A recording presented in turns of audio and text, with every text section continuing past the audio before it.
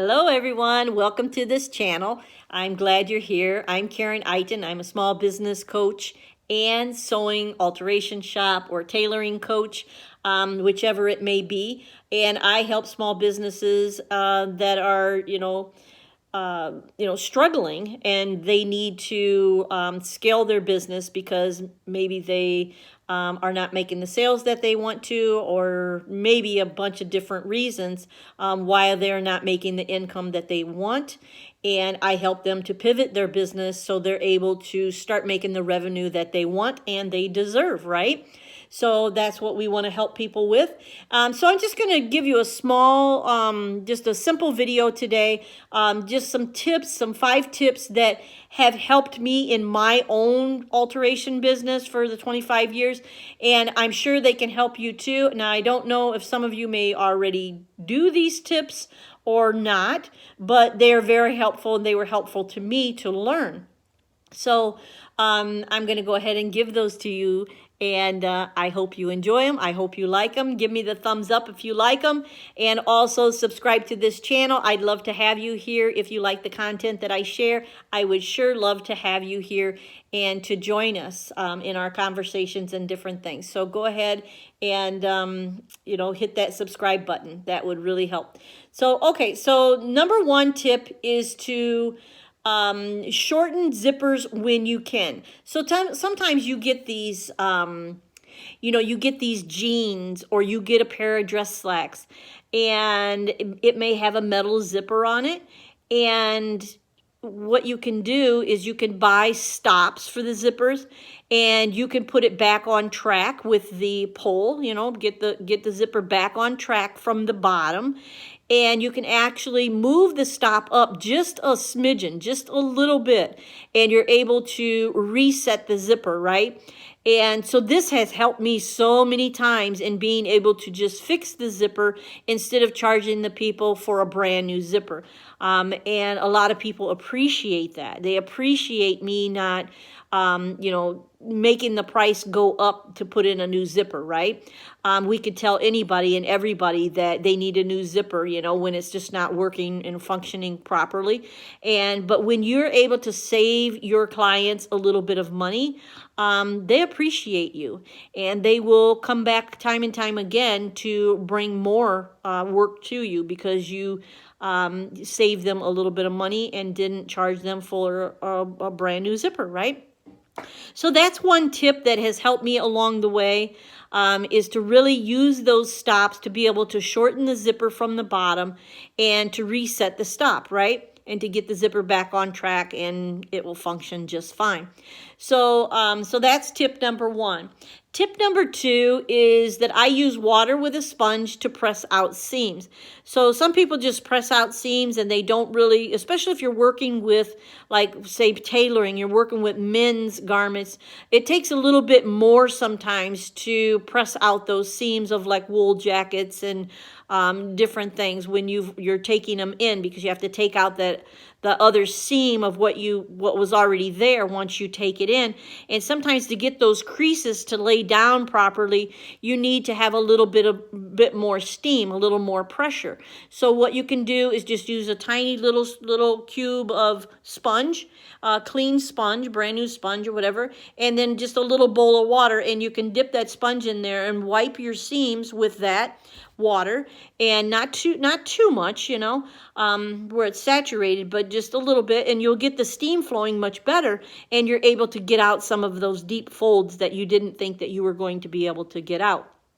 And when you press it, back to what you just sewed, and you take out those folds and you just don't press them backwards and just a fast job, and you take that out, the jacket will hang so much better. It'll just be a much better job. So you want to make sure that you're taking out those extra seams. When you're taking in a sport coat or a suit, that you're taking out those other stitchings and just leaving your stitching, and then fold it so it's, the seam is wide open, right? It just looks so much nicer. It hangs so much nicer.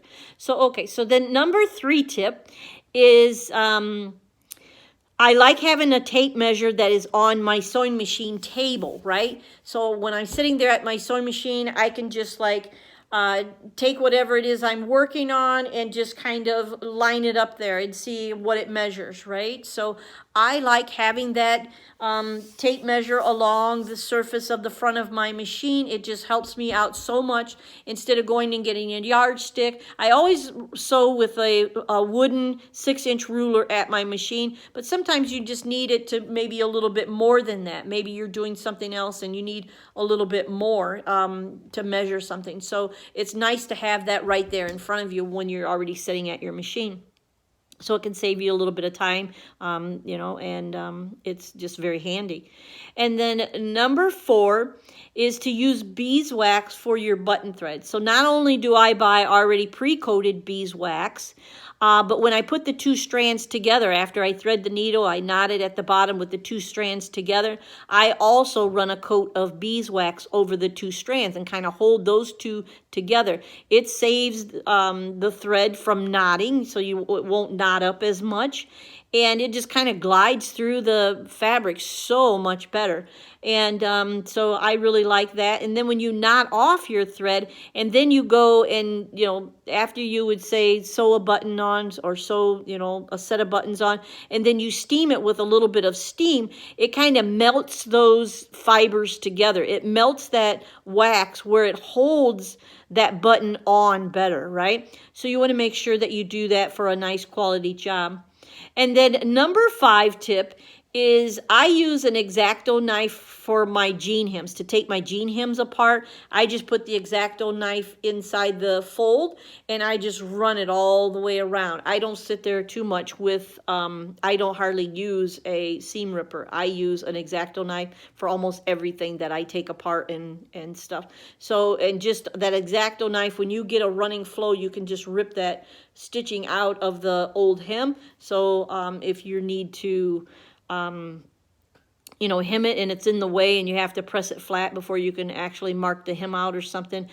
It just depends, but it's an easy way to get out top stitched hems and other things that are top stitched and stuff too. So that was it. It's just a quick little video today, but I wanted to at least, post a video and give you some more tips and some information that can help you in your tailoring trade. I know some of you already have a tailoring business and you're just looking to improve it, right? Everyone wants to improve their shop so they're able to make more revenue and bring in, the money that they deserve and stuff.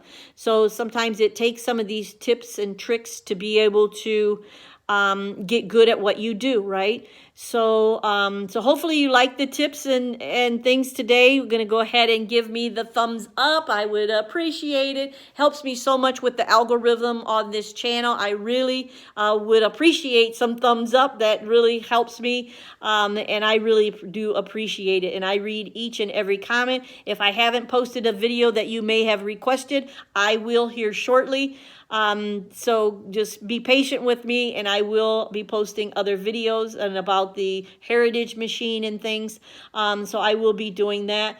And so go ahead and subscribe to this channel if you like the content that I share here. I try to help, small businesses and other tailor shops and other alteration specialists to be able to scale their business and to start bringing in more revenue and really get a good flow of traffic coming to your shop and things. So we're going to talk about that in some other videos, how I've been able to start bringing in new clients since I've opened my shop. I've only been open for about 3 or 4 weeks. And so people are starting to call. People are starting to, I've been getting the word out there. So people are starting to book appointments and things.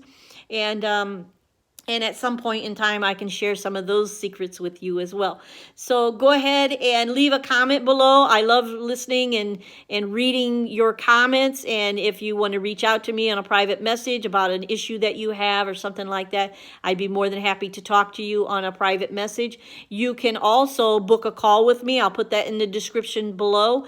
And where you want to really get serious about your business. Maybe you have to tweak your business and pivot your business a little bit from making, doing what you were doing and not making enough revenue, and to tweak it and to get it to where you can make the revenue that you desire, right? And I love helping people go through that process. And I also love helping people who want to learn the tailoring trade. So if that's you out there, afraid to say anything, I know it can be scary, but learning the tailoring trade where you're able to work from home or a commercial location and bring in your own revenue, be your own boss, take vacation when you choose, set your own prices, set your own hours. It's an awesome lifestyle. It's a wonderful way to bring in clean work and a wonderful way to live your life. So go ahead and reach out to me. If you are wanting to learn the tailoring trade, please put a 1 in the comments section so I know exactly who I am talking to, okay? And then if you are already a business owner but would like to scale your business, put a 3 in the comments, and I look forward to talking to you. So go ahead and book your call, and I look forward to talking to you. Even if you're from out of the country, we can talk on Hangouts or we can talk on Zoom, and get a real perspective of your business and to be able to see what your issues are so we can help you, okay? Thanks so much for watching. Bye-bye now.